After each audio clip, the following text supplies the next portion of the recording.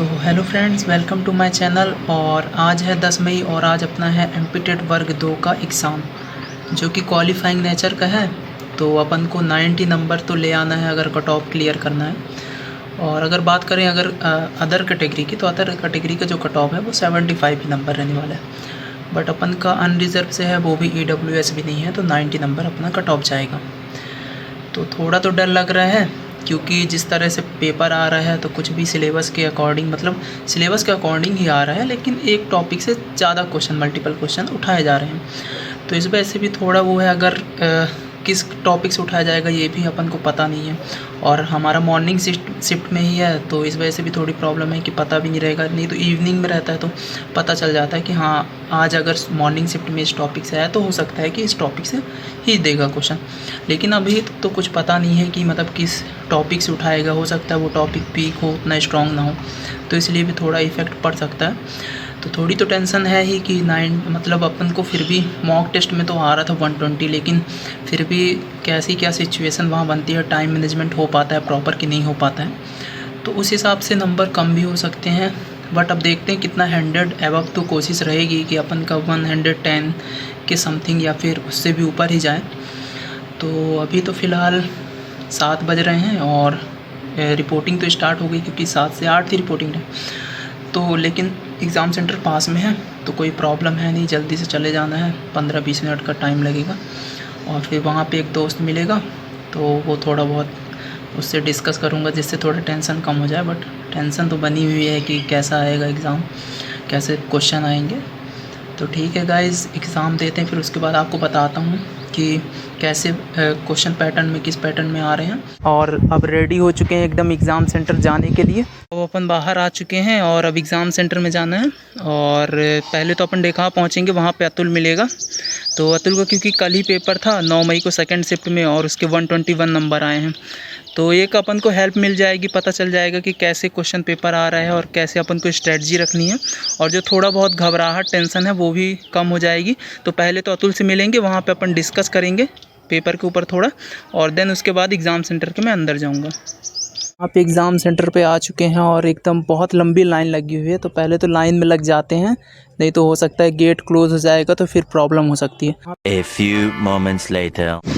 अभी तो फ़िलहाल बहुत भीड़ थी, क्योंकि सभी बच्चे अभी अभी एग्ज़ाम सेंटर से बाहर निकले थे, तो एकदम जाम लग चुका था रोड में, और इस वजह से वीडियो भी नहीं बना पा रहा था, प्रॉब्लम जा रही थी। तो मैं तो वेट कर रहा था कि सभी पहले चले जाएं, उसके बाद आपके लिए वीडियो बनाते हैं। तो अब सब जा चुके हैं, देख सकते हैं एकदम खाली हो चुका है यहाँ पे एग्ज़ाम सेंटर। तो अभी पेपर ख़त्म हो चुका है और अपना क्वालिफाई हो गया है, क्योंकि जनरल का जो क्वालिफाई का कट ऑफ था वो 90 नंबर था क्वालिफाइंग नंबर, और अपन का जनरल से था, तो इसलिए क्वालिफाई तो हो चुका है अपना। और अब मेंस की तैयारी करनी है अच्छे से। और अब बहुत कड़ी धूप हो चुकी है, तो इसलिए जो भी आगे का क्या कैसे पेपर था, कैसा पेपर आया था, वो सब चीज़ें मैं आपको घर पहुंच के बताता हूँ। क्योंकि इतनी कड़ी धूप में अगर वीडियो बनाऊँगा तो तबीयत ख़राब हो सकती है, तो इसलिए अभी अपन घर चलते हैं और आपको फिर बताते हैं क्या कैसे क्वेश्चन पेपर आया था, क्या लेवल था, कितनी मैथ आई थी, कितनी पेडागोजी, साइंस के क्या क्वेश्चन थे, वो सब आपको बताता हूँ, जिससे आपको अपने आने वाले एग्ज़ाम में आपको हेल्प मिल सके। और अब जाके फुर्सत हो गए, तो मैं सोचा कि आपको थोड़ा बहुत एनालिसिस बताना चाहिए कि किस टॉपिक से क्वेश्चन आ रहे हैं और क्या टाइम टेकिंग है, क्या आपको कैसे करना है क्वेश्चन। क्योंकि वही स्ट्रेटजी मैंने फॉलो की तो मेरा 120 नंबर आया है। तो अगर आप इस तरह से अटेम्प्ट करते हो ना, तो आपका ना 90 नंबर तो कहीं नहीं गया है। अगर आप जनरल कैटेगरी से भी हो, आपका 90 नंबर कट ऑफ है ना, तो वो भी आपका कहीं नहीं गया है, अगर आपने ऐसे क्वेश्चन कर दिया जैसे मैंने करके आया। ठीक है, तो सबसे पहले बात करते हैं। तो देखिए, आपको तो पहले एग्ज़ाम में जाएंगे, आप जैसे ही बैठेंगे आपके सामने क्वेश्चन आएगा। तो सबसे पहले तो आपके सामने गद्य और पद्य के, वही हिंदी के अपन के क्वेश्चन आएंगे। तो उसमें आपको नेक्स्ट नहीं करना है, उसमें आप स्क्रॉल करेंगे तो नीचे ही दिया रहेगा, नेक्स्ट करेंगे तो फिर आपका 4 क्वेश्चन जो है वो सीधे आगे चले जाएंगे आप, मतलब 5th वाला क्वेश्चन आपका खुल जाएगा। तो उसी में आप स्क्रॉल करेंगे, नीचे ही दिया रहेगा, तो इसलिए आपको नेक्स्ट नहीं करना है। ठीक, तो आप तो पहले 8 हिंदी के जो क्वेश्चन है उसको अटेम्प्ट करेंगे। फिर उसके बाद आपको क्या करना है, इंग्लिश के क्वेश्चन 5 रहेंगे, उसमें से 4 तो मेरे में PQRS वाले ही थे, और एक बस था करेक्ट स्पेल्ट वाला था, तो वो आपको कर लेना है जल्दी से, और जल्दी जल्दी क्वेश्चन करने, क्योंकि भले आप यहाँ मॉक टेस्ट में आपका टाइम पूछ जाता रहो, लेकिन वहाँ पे 100% आपको टाइम कम पड़ने वाला है। तो इसलिए आपको किसी क्वेश्चन में ज़्यादा टाइम नहीं देना है। जो क्वेश्चन आपसे 2 मिनट में आ जा रहे हैं उसे आप कर लीजिए, नहीं तो आप उसको रिव्यू करके आप उसको छोड़ सकते हैं। आप उसको बाद में अगर आपका टाइम बचता है तो उसे अटेम्प्ट कर लीजिए, ठीक है।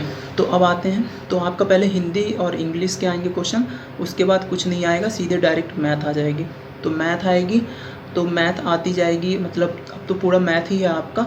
और आप ये उम्मीद करके ना जाएं कि आपके में साइंस के क्वेश्चन या पैडागॉजिक क्वेश्चन आने वाले हैं, क्योंकि कल के शिफ्ट में 25 तक क्वेश्चन आ गए थे पैडागॉजी और साइंस के मिला के। आज मेरा था तो मैं देखा ही, आज तो मेरा 13 भी क्वेश्चन मुश्किल से नहीं आए, 13-12 क्वेश्चन थे पैडागॉजी से। साइंस से एक क्वेश्चन आया था जो कि यूनिवर्स से था, बाकी आपको कुछ नहीं मिलेगा वहाँ, ना शिक्षा शास्त्र थी ना कुछ नहीं था, ठीक है। टोटल मैथ थी, मैथ और वो भी टाइम टेकिंग मैथ थी। मेंसुरेशन के क्वेश्चन बहुत ही लेंदी दिया था, अगर आप उसमें फंस गए तो आपका 3 से 4 मिनट चला जाएगा हर क्वेश्चन में, इतने भयंकर मेंसुरेशन के क्वेश्चन दिए हुए थे, ठीक है। सबसे इजी अगर आ रहा है ना, तो सबसे ज़्यादा इजी द्विपद वाले से आ रहा है, द्विघात समीकरण से जो क्वेश्चन बन रहा है ना, वो बहुत ईजी है। आपको उसमें डिग्री बताना है, वो आप सिंपल कर जाएंगे, उसमें तो तुरंत 10 सेकंड में आपको देख के और डिग्री देख के बता देनी है, ठीक है। फिर शून्यक से आ रहे हैं, तो मतलब अगर हम लोग बात करते हैं ना, तो ये जो द्विपद समीकरण वाले रहते हैं क्वेश्चन, तो द्विपद समीकरण वाले आपको लगभग मैं देखा हूँ 15 से 20 क्वेश्चन तो इसी पॉलिनोमियल से ही थे आपके, ठीक है। तो पॉलिनोमियल से 15 से 20 क्वेश्चन थे। अगर एज की बात करते हैं तो एज से लगभग 20-25 क्वेश्चन रहे होंगे, और बाकी ज्योमेट्री वगैरह अलजेब्रा वगैरह कुछ नहीं, वहाँ आपको समझ नहीं आएगा कौन सा क्वेश्चन किस टॉपिक से। जल्दी जल्दी अटेम्प्ट करते जाना, मैंने भी यही किया था। मेरा लास्ट में टाइम थोड़ा कम पड़ गया था, तो मेरे को 60 मिनट में 80 क्वेश्चन करने थे लास्ट के। तो मैं ढूंढने लगा पैडागॉजी की, पैडागॉजी जल्दी से निपटा देता हूँ। पैडागॉजी कहीं मुझे दिखी ही नहीं, ना लास्ट में ना शुरू में, कहीं नहीं दिखी, बस बीच में 1-2 ऐसे आ रही थी। तो लगभग 10 से 15 क्वेश्चन ही रहा होगा पैडागॉजी का, मैथ की जो पैडागॉजी है। तो क्वेश्चन ढूंढने में नहीं लगना है, कहीं नहीं मिलने वाला है, वो आपको बीच में फंस जाएगा। और अलग अलग पैटर्न में आ रहा है, हो सकता है आपके में एक साथ दे दे, मेरे में तो नहीं था, बीच बीच में क्वेश्चन थे। तो मैथ के क्वेश्चन अगर आप सोचेंगे कि कर लेंगे, पूरे कर लेंगे, तो वो तो नहीं, मुझे नहीं लगता कि आप पूरे अटेम्प्ट कर सकते मैथ के क्वेश्चन। तो जो क्वेश्चन आपसे नहीं बन रहा है ना, उसको आप स्किप कर दो, रिव्यू में उसको छोड़ दो, बाद में अगर टाइम बचता है, क्योंकि देखिए आपके कुछ क्वेश्चन तो छूट ही जाने हैं, क्लियर है, 5 से 10 क्वेश्चन आपके छूटने हैं। तो आप एक काम कर लो कि जो आपको टफ लग रहा है उन्हीं को छोड़ दो, बाद में आके देख लो। क्यों इजी क्वेश्चन फालतू में आपके छूट जाएंगे, वो आपसे बनते रहेंगे, आपने यहाँ पे टाइम दे दिया। मान लीजिए आपसे 10 क्वेश्चन छूटने हैं, आपके इसी चक्कर में 30-25 क्वेश्चन छूट जाएंगे, तो वो बेकार हो जाएगा, हो सकता है आप 90 भी ना ले आ पाएँ उस चक्कर में, ठीक है। तो पहले तो ये गलती नहीं करनी है, ठीक, और अच्छे से क्वेश्चन करना है, आराम से टाइम पूछ जाएगा, इतना भी नहीं है, आराम से आप फ्री माइंड से होके करिए, है ना। और सीट वगैरह तो रहेगी ही, सॉल्व करना है, जल्दी जल्दी क्वेश्चन सॉल्व करने हैं। ज़्यादा जो अटक रहे हैं क्वेश्चन उनको थोड़ी देर के लिए स्किप कर दीजिए।